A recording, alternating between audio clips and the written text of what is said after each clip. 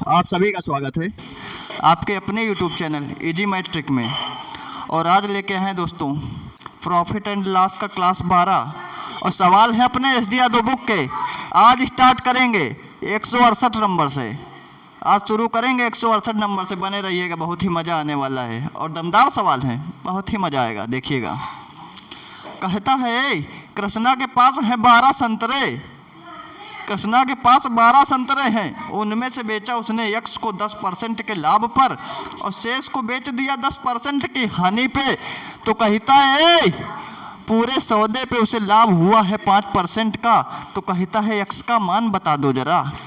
बनाने का प्रयास करिएगा, वीडियो को पॉज कर बनाने का प्रयास करिएगा। देखिए आप कितनी तेज बनाते हैं। और हाँ, बुक का मेथड बिल्कुल मत लगाना भैया, नहीं लगाते लगाते परेशान हो जाओगे। देखो, कृष्णा के पास क्या है, संतरे हैं 12। उसने क्या कहा कि यक्स संतरे उठाए और उनको बेच दिया उसने 10% के लाभ पे। कितने पे? 10% के लाभ पे। और उससे फिर कहता शेष को, तो ये टोटल 12 संतरे थे ना, ये टोटल थे 12 संतरे और यक्स को जब बेचा 10% लाभ पे तो शेष कितने बचे? अरे शेष बचे ना 12 माइनस एक्स, यही तो शेष बचे। इनको उसने उठा के बेच दिया 10% की हानि पे, और हानि पे बेचा है ना, इसलिए ले लिया माइनस में, क्योंकि हानि पे बेचा है। और काम क्या हुआ? पूरे सौदे पे हुआ उसे 5% का लाभ। तो ये कॉमन बात है ना, तो ये हो गया 5% का लाभ इधर।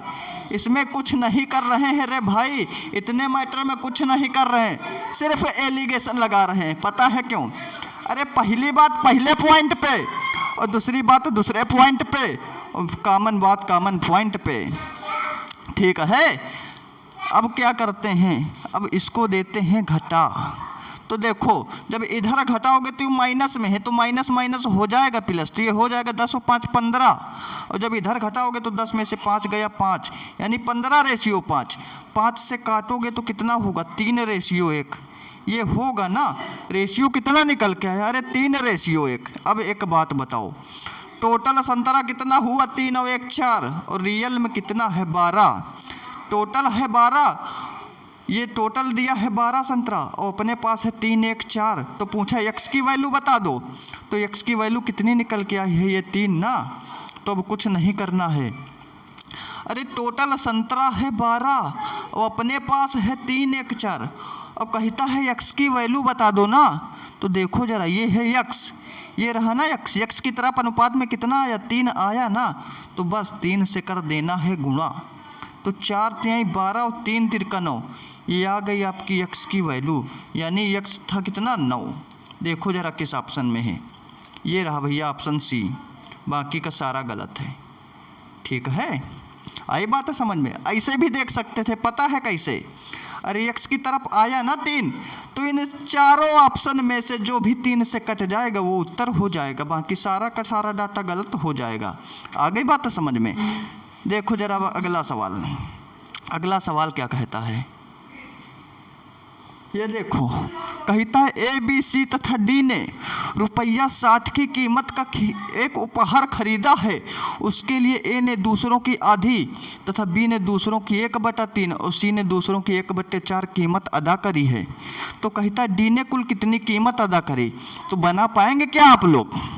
हाँ, बना दो जरा राहत इंदौरी के अंदाज में। मेरा फेवरेट है राहत इंदौरी। हाँ, अब तो ख़त्म हो गया।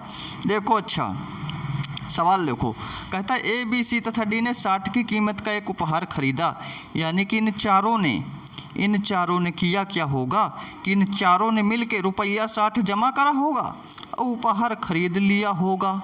ये बात समझ में आई? ये हो गई पहली इक्वेशन कि इन चारों ने मिल के ₹60 जमा कर दिया। प्लस प्लस लगा दिया क्योंकि मिल के करा ना, तो सबका जोड़ हो गया ₹60। अब आगे क्या कहते हैं, उसके लिए ए ने दूसरों की आधी। भैया देखो, ए जो है उसने दूसरों की आधी का मसला समझे? मतलब कि 4 आदमी हैं, ए जब ऊपर आ गया मतलब ए ने दूसरों की आधी, तो दूसरे कौन कौन बचे रे भाई? अरे ये तो अलग हो गया ना गिरोह से, तो दूसरे कौन कौन बचे? अरे 4 आदमी थे ना, तो दूसरे बचे कौन कौन से? बी सी और डी, ये 3 आदमी बचे ना। तो कहता है इन्हें दूसरों की आधी, यानी कि इन तीनों ने, कौन, इन तीनों ने मिल के अगर 2 रुपया दिया होगा ना, तो इस बेचारे ए ने ना सिर्फ 1 रुपया दिया होगा। कहने का मतलब ये है, कहने का मतलब ये, अरे बड़ा शोर शराबा हो रहा है, कबाड़ी भी अभी आएगा, सारा काम अभी होगा ना। अरे ये ए एक है और ये तीनों ने मिलके 2 दिया, तो ए ने दिया इसका आधा, 1 रुपया। ये बात समझ में आई? तो अब जरा इसको करो सॉल्व।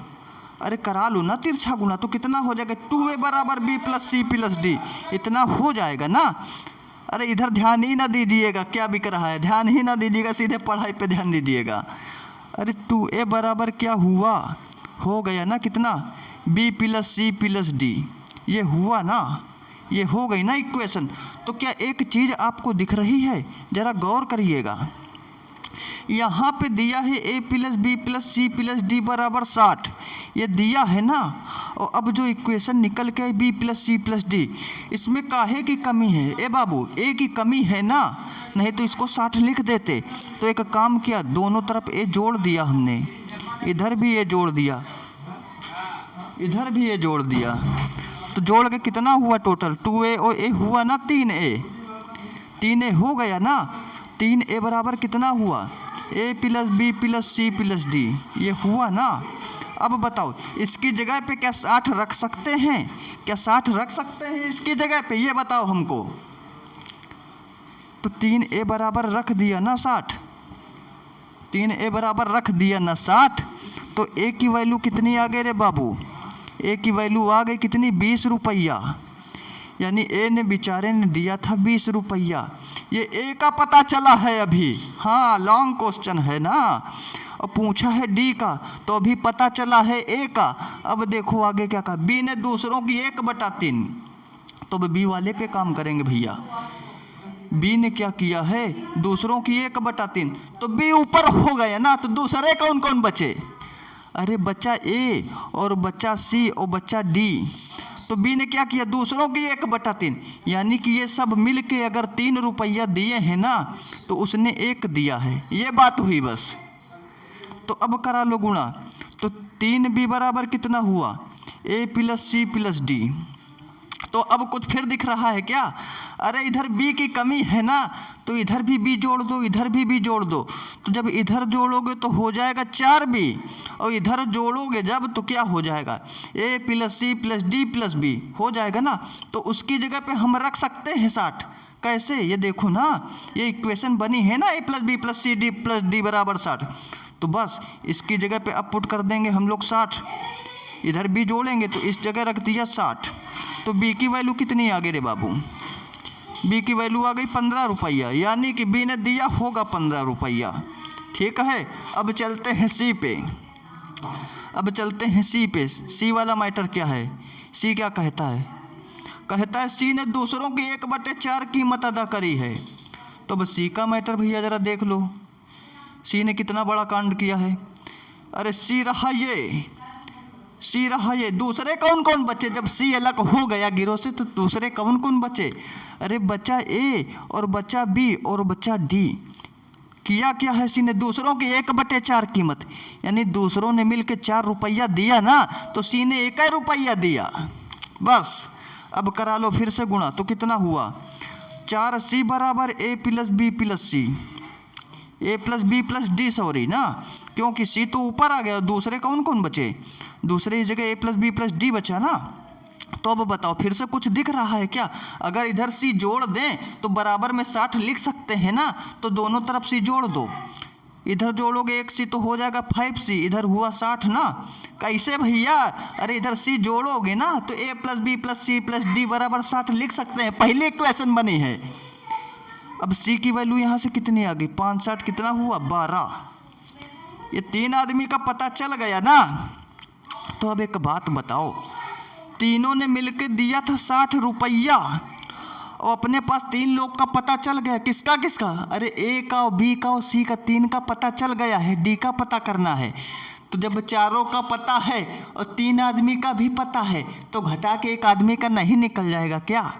तो अब देखो सी ने दिया है 12 और बी ने दिया है 15, और ए ने दिया है 20, तो 20 और 15 35, 35 और 12 कितना हुआ 47 हुआ ना 47। तो बस क्या है टोटल 60 में से इन तीनों का घटा दो रे, 47 घटा दो तो कितना आया 13। ये दे दिया होगा बेचारे डी ने, तो डी ने कुल कितना दिया 13 रुपया। देखो जरा किस ऑप्शन में है डी कहाँ, ये रहा 13 रुपया, बाकी का सारा डाटा गलत है। आज के थोड़ा टफ लेवल के क्वेश्चन हैं तो बिल्कुल बने रहिएगा, समझ में पक्का आएगा, इस बात की पूरी गारंटी है। लेकिन रुकना आपको पड़ेगा वीडियो पे, हम नहीं रोक पाएंगे ना कि उठा के बैठा लेंगे ज़बरदस्ती का देखो तुम, वो नहीं हो पाएगा, वो करना आपको है। अब देखो अगला सवाल, कहता है एक थोक व्यापारी किसी खुदरा व्यापारी को 12 वस्तुएं, बात को समझना, एक कोई थोक विक्रेता है, ये जो दुकान वाले होते हैं, कोई व्यापारी गया होगा तो उसको क्या करा उसने कि 12 वस्तुएं जो हैं वो दे दिया उसको 9 वस्तुओं के अंकित मूल्य पर। मतलब बात को समझो कि 9 वस्तुओं के अंकित मूल्य पर देने का मतलब समझे नहीं समझे। अरे 100 रुपया मान लो, एक बोतल मान लो, कोई भी वस्तु मान लो, एक बोतल पे 100 रुपया पड़ा रहा होगा, बात को समझना। तो टोटल 9 वस्तु पे कितना 900 रुपया पड़ा रहा होगा ना। तो उसने क्या करा है कि खुदरा व्यापारी को 12 वस्तुएं 9 वस्तुओं के अंकित मूल्य पर बेचता है। कहने का मतलब पता है क्या है, अरे 9 वस्तुएं, वो जो खुदरा व्यापारी है ना वो 12 वस्तुएं कितने में खरीद लेता है, वो 12 वस्तुएं जो है कितने में खरीद लेता है ये बताओ ना। अरे एक वस्तु का MRP हमने कितना माना, MP कितना माना, अरे 100 रुपया माना ना। तो 9 वस्तुओं पे कितना पड़ा रहा होगा 900, और उसने 900 में दे दी उसको 12 वस्तु, तो वो 12 वस्तु कितने में खरीदता है 900 रुपये में। यही तो खरीदेगा 12 वस्तु में 900 में वो खरीद लेगा। और करता क्या है वो बंदा, 12 वस्तुएं 900 वस्तुओं के अंकित मूल्य पर बेचता है। यदि खुदरा व्यापारी उन्हें अंकित मूल्य पर बेचे, खुदरा व्यापारी ने खरीदा ये, अब अंकित मूल्य पर बेचेगा, 12 वस्तुएं अंकित मूल्य पे बेचेगा तो MRP कितना है 100 रुपया है ना 100, तो बेचेगा तो 1200 में बेच डालेगा ना। तो 900 में खरीदा है, सोचो भैया, अरे कितना दिमागी आदमी है ये, खरीदा है 900 में और बेचेगा 1200 में। अंदाज़ा पता है क्या हुआ, उसने 3 का पैसा ही नहीं लिया, जो थोक व्यापारी ने खुदरा व्यापारी को दिया था ना, तो उसने 12 वस्तुएं 9 वस्तुओं के अंकित मूल्य पर दे दिया था, तो 3 वस्तुओं का पैसा नहीं लिया था। और जो ये खुदरा व्यापारी है सबका पैसा लेगा, इसलिए 300 लेगा बचा, यानी 900 की चीज़ लाया है 1200 में बेचेगा, तो लाभ कितने का कमा लेगा बाबू, लाभ कमा लेगा ना ये 300 रुपये का। कितने पे, अरे 900 पे, 1200 पे नहीं, 900 पे, CP पे निकालते हैं। अरे जब पैसे की बात हो ना, जब रुपया दिया हो नगद वाला, तो हमेशा CP पे, लाभ हो हानि हो कुछ भी हो, हमेशा CP पे काम करते हैं। और परसेंटेज निकालने के लिए कर देंगे 100% से गुणा, 0 से 0 सॉल्व करके कितना आएगा भैया, अरे बहुत ही जानी मानी वैल्यू है 33 सही 1/3%, ये होगा इसका लाभ। आई बात समझ में, देखो जरा किस ऑप्शन में है। अरे ये रहा, बाकी का सारा डाटा गलत है। आ गई बात समझ में, नहीं आई, अरे फिर से देखो भैया, अरे कहा क्या, एक थोक व्यापारी किसी खुदरा व्यापारी को 12 वस्तुएं 9 वस्तुओं के अंकित मूल्य पर बेचता है। मतलब देता तो 12 वस्तु है लेकिन पैसा लेता है 9 वस्तु का। ये बात समझ में आई, देता तो ये जो थोक व्यापारी है खुदरा व्यापारी को देता 12 वस्तु है, पैसा लेता है 9 वस्तु का। ये बात पता हो गई। अब MRP नहीं पता कितना उस पर प्राइस छाप के रखा है गधे ने, तो हमने माना 100 रुपया छाप के रखा है, यानी 100 रुपया छाप के रखा है। तो 9 वस्तु का पैसा लिया है, 12 वस्तु दी है, तो मतलब कि 900 रुपये में वो खुदरा व्यापारी 900 में ये 12 वस्तुएं खरीद लिया होगा, ठीक है। और बेचा किस पे, अंकित मूल्य पे, यानी 12 वस्तुओं पे, एक पे 100 रुपया पड़ा था ना, उसी पे बेचा, तो 12 वस्तुएं बेची होंगी ना 1200 रुपये में, तो लाभ कितने का कमाया, अरे 1200 माइनस 900 300 का, 900 में खरीदा और 1200 में बेचा, तो 300 का लाभ ना कमा लिया, 300 का लाभ ना कमा लिया, तो वही ये लाभ कमाया 300 का, कितने पे 900 पे। और परसेंटेज कीजिए 100% से गुणा, ये तो आम बात है ना, आम बात है, बना के खा जाओ। चलो अगला देखो, अगला देखो रे बाबू, अगला क्या कहता है, बनाओ जरा। कहता है एक व्यक्ति 3 गाय और 8 बकरियां कितने में, 47,200 में खरीदता है। मतलब ये व्यक्ति किसान है, ये बात तो पता हो गई ना। देखो जरा, 3 गाय, ये गाय को जी ले लें, 3 गाय और 8 बकरी। तो हमारी बात को समझो जरा भैया।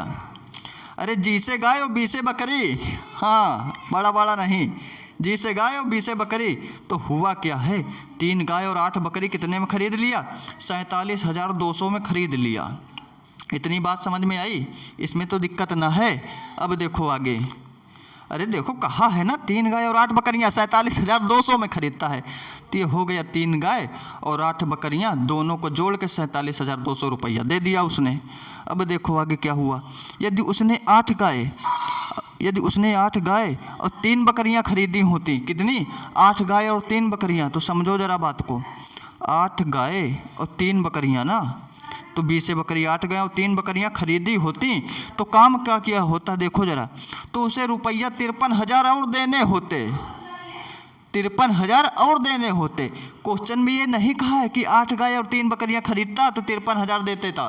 कहा अगर 8 गाय 3 बकरियां खरीदी होती तो 53,000 और देने होते। 53,000 और देने होते का मतलब पता है क्या है, पहले तो बेचारा 47,200 दिया था ना, और 53,000 और देता, 53,000 और देता, यानी कि दोनों का जोड़ वो इनके बराबर होगा।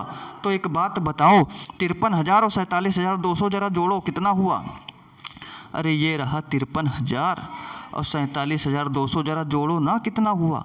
अरे तो ये जीरो, ये 2 और 3 3 6 5 4 9, यही तो हुआ, यानी 96,200। क्या ये हो रहा है, 0 0 2 7 3 10 5 4 9 1 10, यानी 10,200 ये हो रहा है ना। अरे 10 ये हो रहा है ना, 3 2 5 3 2 5 ये हो रहा है क्या, जोड़ो जरा। अब बताओ, अब इसमें करो बराबर, ये गाय 3 गाय 8 बकरी, इधर 8 गाय 3 बकरी, तो कर दो ना इसको बराबर। बराबर करने के लिए क्या करोगे, अरे कुछ नहीं करना है बाबू, बताओ किसको बराबर कर दें। अच्छा तुम बताओ, तुम्हारी इच्छा से करेंगे हम, किसको बराबर कर दें। बकरी को बराबर कर दो, पता है क्यों, आसानी रहेगी। गाय का निकालना है ना, तो बकरी को बराबर करके बकरी को हटा देंगे, गाय का निकल आएगा। गाय बराबर करने के कोई वही नहीं है, अगर बकरी पूछता तो फिर किसी को भी बराबर करके निकालते। अब काम क्या करना है, अरे गाय का क्रय मूल्य पूछा है ना, तो बकरी को कर देंगे बराबर पकड़ के, एक लंबी एक छोटी है ना, दोनों को बराबर से करेंगे। देखो जरा कैसे करेंगे, अरे इस वाले 3 का गुणा करा दो इधर, और इस वाले 8 का ना गुणा करा दो इधर। तो अब क्या होगा भैया, अरे इस 3 का गुणा ना पूरे में होगा, हाँ समझे जाना बात को, इतने पूरे में होगा, और इस वाले 8 का गुणा ना इतने पूरे में होगा। तो अब कराओ जरा 3 का गुणा, तो कितना होगा, 3 तिरका 9 जी प्लस 24 बकरी, यानी कि 3 तिरका 9 गाय प्लस 3 अठी 24 बकरी, हाँ 20 बकरी। और आगे क्या है जरा देखो, 47,200, तो 3 0 0 3 0 0 3 दूनी 6 3 7 21 और 3 चौको 12 2 14। क्या ये होगा क्या, देखते हैं जरा। 3 0 0 3 0 0 3 दूनी 6 3 7 21 3 चौको 12 12 2 14, ठीक है ना। अब बताओ इधर अब 8 से कराना है, तो कितना होगा, 8 8 64 गाय, अरे 8 8 64 गाय प्लस 8 का 24 बकरी, और बराबर में कितना था जरा देखो ना, कितना 100 200, यानी कि 8 0 0 8 0 0 8 दूनी 16, 8 0 0 8 0 0 8 दूनी 16, फिर 8 0 0 8 1 9 8, इतना तगड़ा मैटर है ना। अब क्या करो, दोनों तरफ लगा के माइनस इसको कर दो कैंसिल, 24 बकरी कट गया ना। अब देखो 64 में से 9 गया और बचेगा माइनस में, क्यों, नीचे वाला माइनस में है ना, ये बड़ी संख्या इसलिए बचेगा माइनस में। तो 64 गाय में 9 गाय घटाओ जरा, कितना बचा, अरे 55 गाय बची ना यार, 55 गाय बची ना। अब इधर देखो 0 0 6 में 6 गया 0, 1 में 1 गया 0, 10 में 4 गया 6, 7 में 1 गया 6, ऐसा ही तो बचेगा ना। अब काटो 11 5 55, ये भी माइनस में, माइनस माइनस कैंसिल। पता है क्यों? अरे ये वाली संख्या बड़ी है ना, इसलिए माइनस में। ये नीचे देखो माइनस लगाया है ना तीनों में, तो ये वाली बड़ी है तो ये भी माइनस में, माइनस माइनस कैंसिल।